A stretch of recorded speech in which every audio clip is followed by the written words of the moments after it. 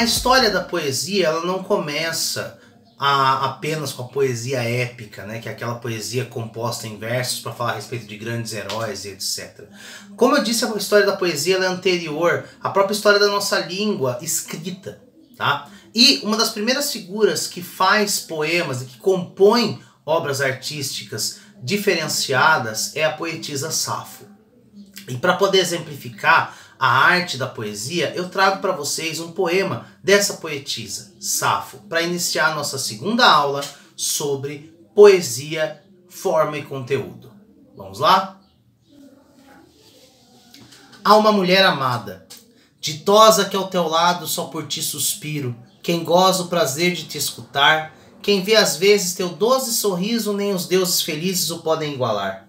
Sinto o fogo sutil correr de veia em veia por minha carne, ó suave, bem querida.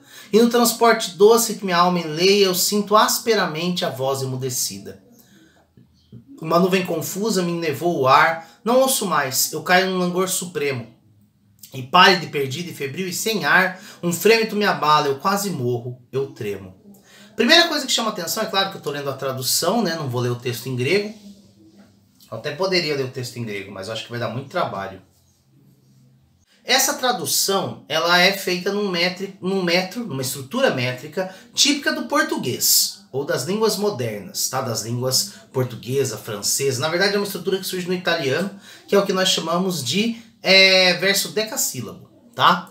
No grego não é assim, a estrutura de verso é diferente porque a língua é diferente, tá? E isso é uma coisa que precisa chamar a atenção de vocês. A estrutura da poesia, ela muda de acordo com a língua, claro. As línguas próximas, irmãs, como o português, o francês, o espanhol, etc., vão ter tipos de poemas parecidos, tipos de estrutura métrica parecidos. Esta tradução que vocês viram, como eu falei, está no que a gente chama de decassílabo. O que é um decassílabo? É um poema com 10 sílabas poéticas. Professor, e como eu conto sílaba poética? Já falo para vocês. A sílaba poética, ela pode ser contada, e isso é o mais importante, né? Em vários tipos de versos diferentes. Você tem versos de 7 sílabas, 5 sílabas, 8, 10, 12, assim por diante, tá? Mas o mais importante é, a divisão em sílabas poéticas é baseada na sonoridade. Não é como quando você divide sílabas lá na escola, você aprendeu lá com a tia, né? Com a tia Cotinha lá, quando você estava na primeira série, vai separar a sílaba, chamada, né? Você divide ali de acordo com a estrutura. Então você separa um R do outro, quando você tem 2 R's, etc. A divisão de sílabas poéticas ela é baseada no som. Então se você tiver sons que se juntam, sons que se confundem, eles vão ficar na mesma sílaba. Eles vão ficar separados porque na gramática você deveria separar. Então, eu vou mostrar para vocês aí tipos de métrica baseadas nessa divisão de sílabas. Nós temos o primeiro exemplo aí, que é a redondilha menor, tá? Que é um tipo de verso que tem 5 sílabas poéticas. Peguei aí o exemplo de um poema, que depois eu vou ler na íntegra com vocês, que é o poema Ijuca-Pirama. E tem um trecho que ele fala: meu canto de morte, guerreiros ouvi, sou filho das selvas, nas selvas cresci. Vejam, o poema, ele tem meu canto de morte. Ah, professor, tem 6. Calma. Qual que é a última sílaba mais forte? Ah, é o mor, não é o T. Sim, por isso você não conta a sílaba mais fraca, você conta a última sílaba mais forte. É assim que se conta métrica de poemas. Todo poema é feito assim? Não, nem todo poema é feito assim. Porém, a tradição, a história da poesia está ligada à música. E você, se você estuda música, você sabe que para você compor uma música, você tem que encaixar o verso na métrica, na melodia, tá? E para isso, você precisa de uma estrutura fechadinha. A poesia tem isso, tem uma estrutura, em muitos casos, organizados. Poemas com métrica, que são os poemas regulares, eles têm essa estrutura e ela se repete ao longo de todos os poemas, de cada um de uma forma, né? Então vejam aí de novo.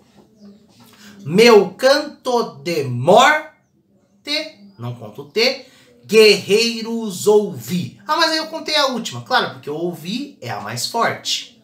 Sou filho das selvas, nas selvas cresci. 5 sílabas.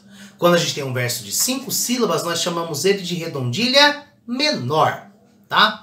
Para vocês verem como ela funciona, vou ler aí o poema do Gonçalves Dias, que é um trecho do poema Ijuca-Pirama. Aqui eu vou chamar a atenção para uma coisa, tá? Que é justamente a métrica do poema e o ritmo dele. Esse poema tem um ritmo marcado que tenta reproduzir o barulho de tambores de batalha. Ele está falando de um guerreiro que está para morrer, e aí esse guerreiro indígena que está para morrer está chamando os outros guerreiros e falando a respeito do que ele é e de quem ele é, do porquê ele é um grande guerreiro. Então, eu vou ler o poema enquanto bato na mesa para vocês perceberem como o ritmo desse poema é marcado na própria construção do verso e tem a ver com o verso ser de 5 sílabas. Vamos lá? Meu canto de morte, guerreiros, ouvi. Sou filho das selvas, nas selvas cresci. Guerreiros descendo da tribo Tupi, da tribo pujante que agora anda errante. Por fado inconstante, guerreiros nasci. Sou bravo, sou forte, sou filho do norte. Meu canto de morte, guerreiros, ouvi. Já vi cruas brigas de tribos e migas, e as duras fadigas da guerra provei. Nas ondas mendaces senti pelas faces os silvos fugaces dos ventos que amei. Andei longes terras, lidei cruas guerras, vaguei pelas serras dos Visaimorés. Vi lutas de bravos, vi fortes escravos, de estranhos ignavos calcados aos pés. Nossa, doeu a mão. A gente tem ideia didática, tem que usar. Bom, eu acho que deu para perceber bem claramente como a métrica se mantém, né? Meu canto de mor, 5 sílabas, da tribo Pujan, 5 sílabas. Sempre igualzinho, a rima estruturada e a melodia, né? Que ele mantém.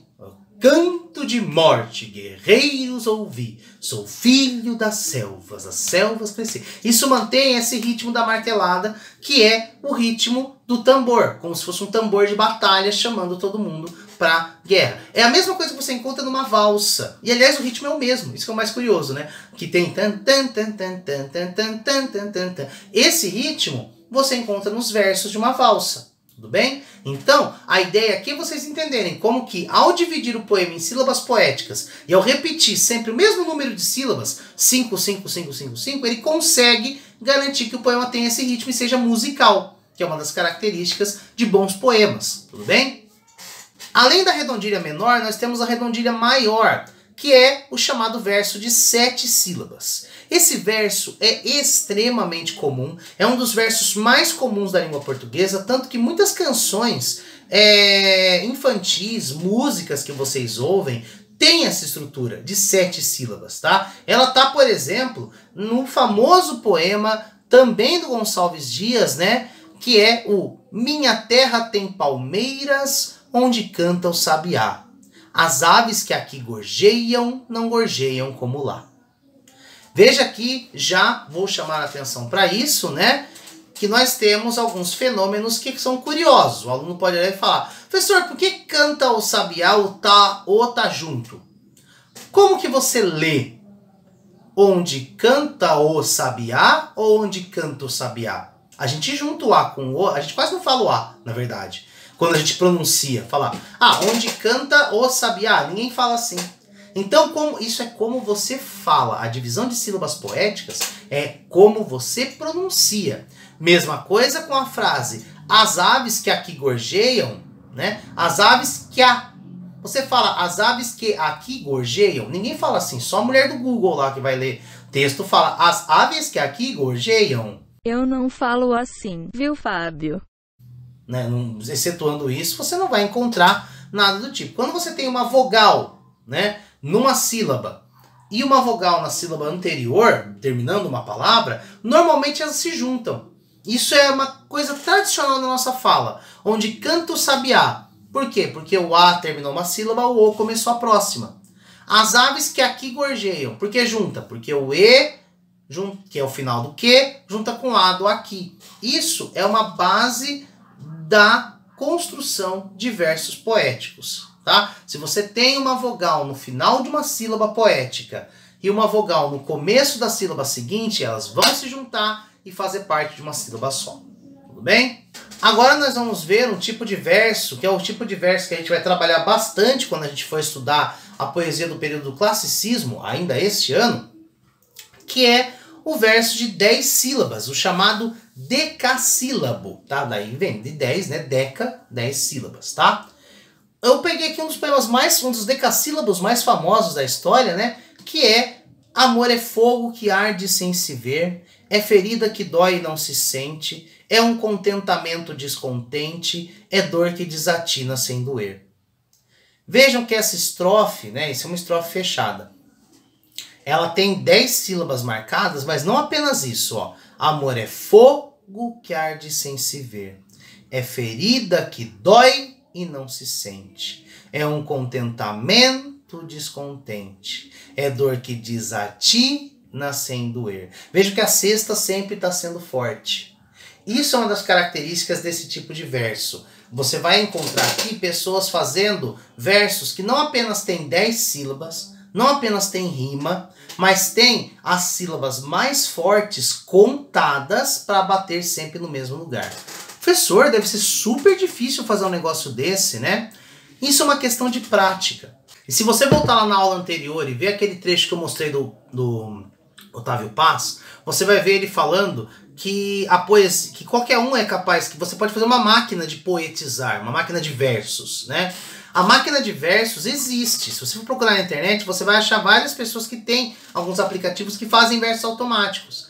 Agora, dizer algo com esses versos é que é a grande magia da coisa. Por quê? Porque isso é que nem matemática. Se você estudar, se você trabalhar, você consegue montar qualquer fórmula, algoritmo, mesma coisa. Agora, o que você está dizendo com aquilo? O que você está causando na pessoa a partir daquilo?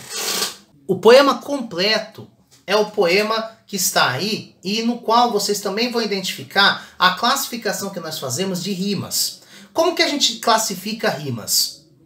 Normalmente, a gente pega as rimas e vai não numerando elas, mas a gente vai marcando com A e B. Quando tem uma rima diferente, tem a primeira A, segunda B. A terceira é igual à primeira. Então, é A de novo. Ah, não, a terceira é igual à segunda. Ah, então é B. E assim por diante. Apareceu uma nova, é C. É assim que a gente marca a repetição de rimas, tá? Usando o alfabeto. É só prestarem atenção aí no poema completo que eu vou ler com vocês agora.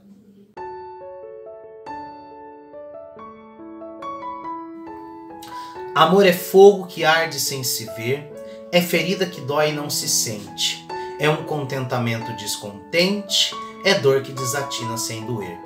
É um não querer mais que bem querer, é um andar solitário entre a gente, é nunca contentar-se de contente, é um cuidar que ganhe se perder.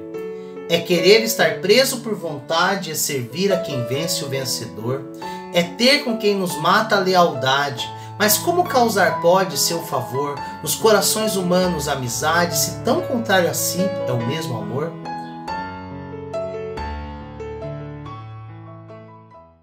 Então vejam, o poema ele tem 4 rimas. Rima em er, em a e em or. Essas são as rimas. E ele repete isso ao longo de todo o poema, organizado dentro de uma métrica que é primeiro ver, depois o sem, depois o sem, depois o depois o depois o depois o depois o Essa repetição que vocês estão vendo entre parênteses. A, BB, A, BB, A. Depois ele vai para uma outra rima, né? O A volta, agora você tem o A, do vontade.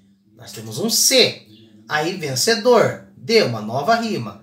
Lealdade, ele voltou para a primeira, C de novo. Favor, D, e assim por diante. E todos esses versos têm 10 sílabas, tá? E todos eles têm como sílaba mais forte, no meio de cada verso, a 6ª sílaba, marcando a 6ª e a 10ª, marcando um ritmo para o poema inteiro. Amor é fogo que arde sem se ver, é ferida que dói e não se sente, é um contentamento, sempre a 6ª sílaba é a mais forte.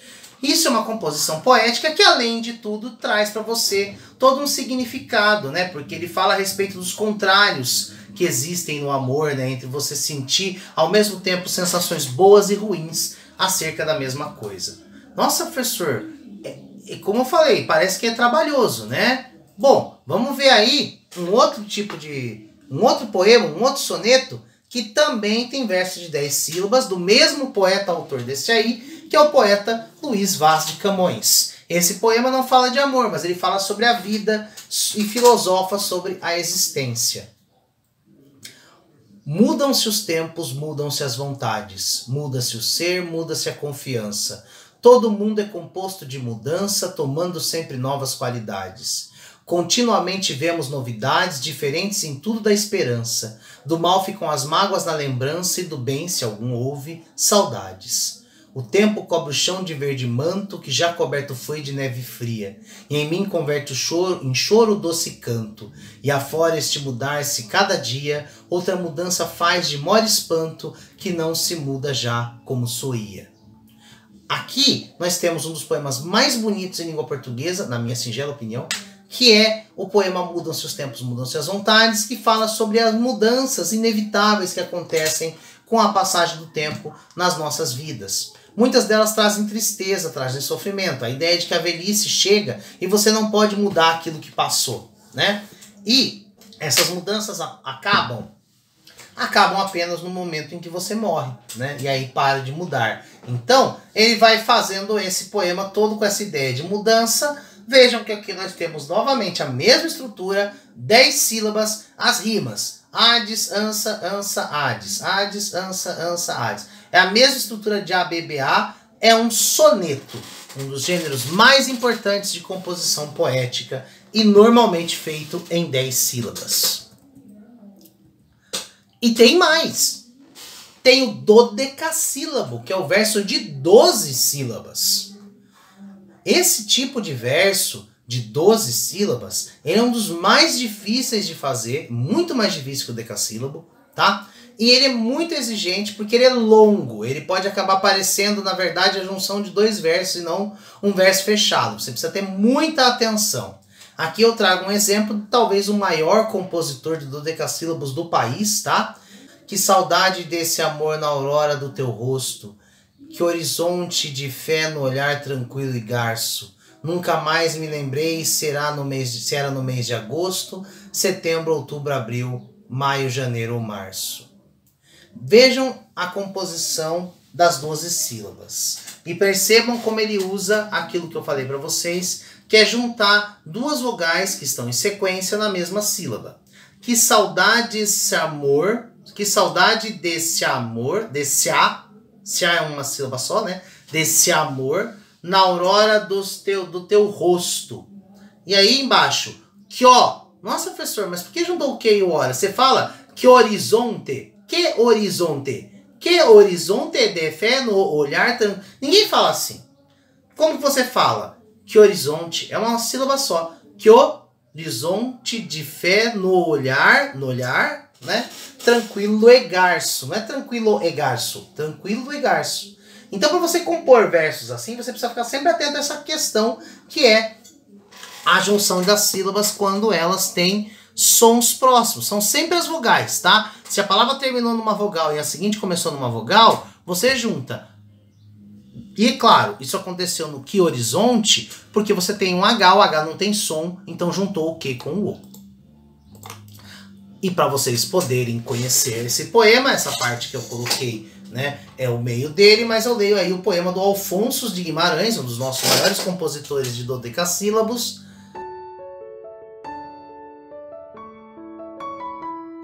Encontrei-te, era o mês que importa o mês agosto, setembro, outubro, maio, abril, janeiro ou março. Brilhasse o luar que importa e fosse o sol já posto, no teu olhar todo o meu sonho andava esparso. Que saudades de amor na aurora do teu rosto, que horizonte de fé no olhar tranquilo e garço. Nunca mais me lembrei se era no mês de agosto, setembro, outubro, abril, maio, janeiro ou março. Encontrei-te depois tudo se some, desfaz-te o teu olhar em nuvens de ouro e poeira, era o dia que importa o dia um simples nome, Ou sábado sem luz, domingo sem conforto, segunda, terça ou quarta ou quinta ou sexta-feira, brilhasse o sol, que importa? Ou fosse o luar já morto? Vejam que ele consegue compor um dodecassílabo na sequência do nome dos dias. Segunda, terça ou quarta ou quinta ou sexta-feira é um dodecassílabo. Isso é uma percepção, é a pessoa ter um bom olhar, uma boa visão para conseguir enxergar que essa sequência, por exemplo, de meses, setembro, outubro, abril, maio, janeiro ou março, dessa forma é um dodecassílabo. Então nós temos aí um exemplo, e lembrando, a música do Chico Buarque, que eu li na outra aula, ela é composta nesse tipo de verso no dodecassílabo. Então, para a gente entender um pouquinho melhor, né, e compreender como as coisas funcionam, eu trago para vocês aqui uma apresentação da linguagem poética, da linguagem que você usa na hora de compor e de falar sobre poesia, tá? Quando a gente fala sobre poesia, cada linha do poema é chamado de verso, tá? Tem a ideia do vice-verso, né, de você ficar sempre voltando para o mesmo lugar. Métrica é o número que a gente dá, é o nome que a gente dá para o número de sílabas poéticas, para essa contagem de sílabas que eu estava explicando agora. Sílaba poética é a divisão dos poemas por sons e não por letras, ou seja, não segue a divisão de sílabas tradicional. Quando você vai compor um poema, você tem que estar preocupado com o som, não com a divisão de sílabas da língua portuguesa tradicional. Lembra que eu falei de liberdade poética? Aquela junção, né, quando você tem um verso que termina e no verso seguinte você continua, vocês devem ter visto isso nos poemas e percebido que às vezes o assunto não termina no fim do verso, ele continua no verso de baixo. Quando você continua o assunto no verso de baixo, você tem um enjambement, que é uma palavra francesa que quer dizer encadeamento, ou seja, o assunto de um verso continua no verso de baixo. O conjunto de vários versos dá o nome de estrofe. Quando você compõe um poema, você marca a separação de estrofes pulando uma linha. O soneto é formado por 2 estrofes de 4 versos e 2 estrofes de 3 versos. Isso é a estrutura básica de um poema. Eu lírico. Quando a gente fala em eu lírico, é a voz da poesia. Não é o poeta quem fala. Quem fala é uma voz criada pelo poeta. É como um narrador de um texto literário. O narrador é quem fala, não é o autor do texto. Muitas vezes os sentimentos expressados pelo poema condizem com os sentimentos pessoais, né, do poeta. Mas, aqui o objetivo principal do poeta pode não querer ser falar a respeito do que ele sente. É o que nós chamamos então de eu lírico. O eu lírico seria o narrador do poema. E nós temos vários tipos de rimas, tá? Que variam de acordo com o valor. Isso é uma análise que se faz para definir se um poema é mais ou menos elaborado, né? Quando você tem uma rima pobre, que a gente chama de rima pobre, é aquelas rimas que você tem palavras da mesma classe gramatical. Porque é muito mais fácil você rimar verbo com verbo, substantivo com substantivo, adjetivo com adjetivo, porque as flexões são parecidas. Então é muito mais fácil fazer rima pobre. Rima rica é aquelas palavras rimadas com categorias gramaticais distintas. Você rima um verbo com um advérbio, né? A terminação do verbo é flexível, a do advérbio não é. E aí, você consegue fazer isso? E a rima rara é aquela que é formada por palavras que compõem rimas complexas, palavras difíceis de rimar. Existem várias palavras que não têm rima, ou que você tem que ficar buscando, tem uma rima só. Além disso, nós podemos classificar as rimas de acordo com a organização delas, como eu mostrei lá no exemplo do soneto. As rimas, elas podem se organizar entre versos pares ou ímpares, tá? Se a gente tem rimas entre pares e ímpares, você tem o que nós chamamos de rima alternada. Por quê? Porque ela alterna, porque ela muda. Meu amor não tem importância nenhuma. Não tem o peso nem de uma rosa de espuma. É a riminha básica que a gente vê na maioria das músicas populares e etc. O primeiro rima A, o segundo rima B. O terceiro rima A, o quarto rima B e assim por diante. Agora, aquilo que vocês viram no soneto, quando você tem as rimas espelhadas, né, que a primeira rima com a última e as duas do meio rimam, você tem o que nós chamamos de rima oposta, que é entre o primeiro e o quarto verso, o segundo e o terceiro. É o famoso esquema ABBA, ou ABA.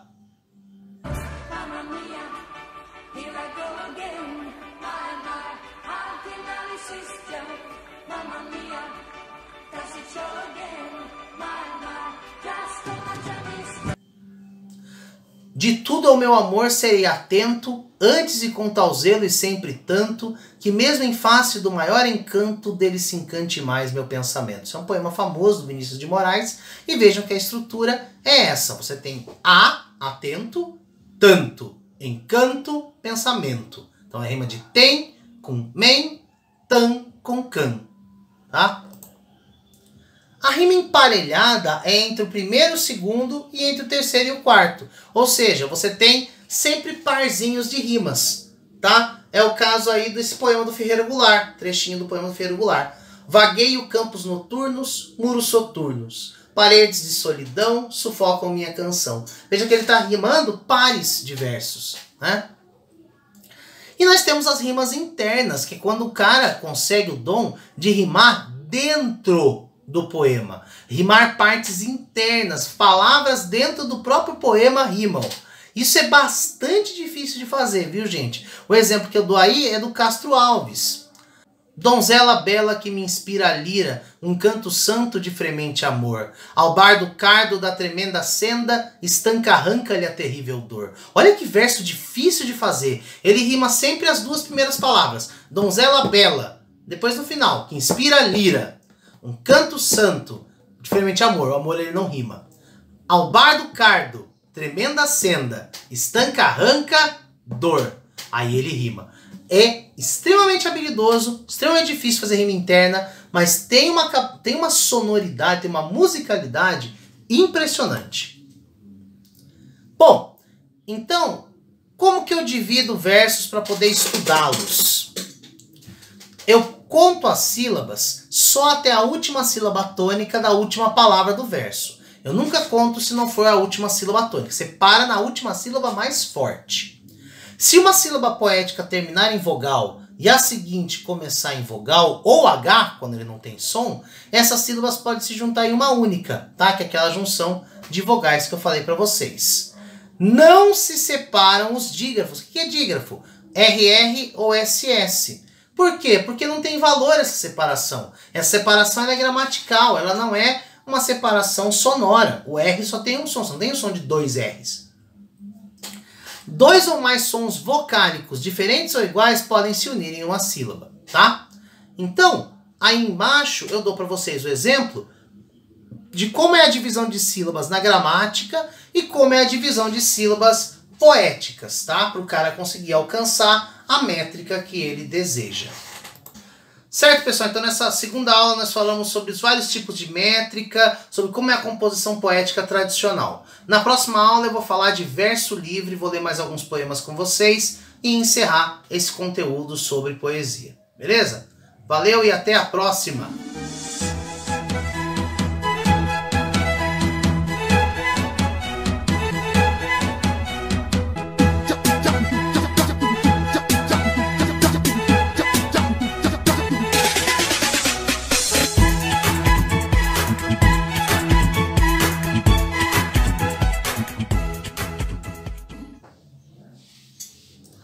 Faintai moi ke no sigson te eoisin, emen oner ostin enantios toi, itzanei kai plasion adu, phoneusas hipakuei kai galaisas, imeroen toden man cardian en stethesin eptoasen.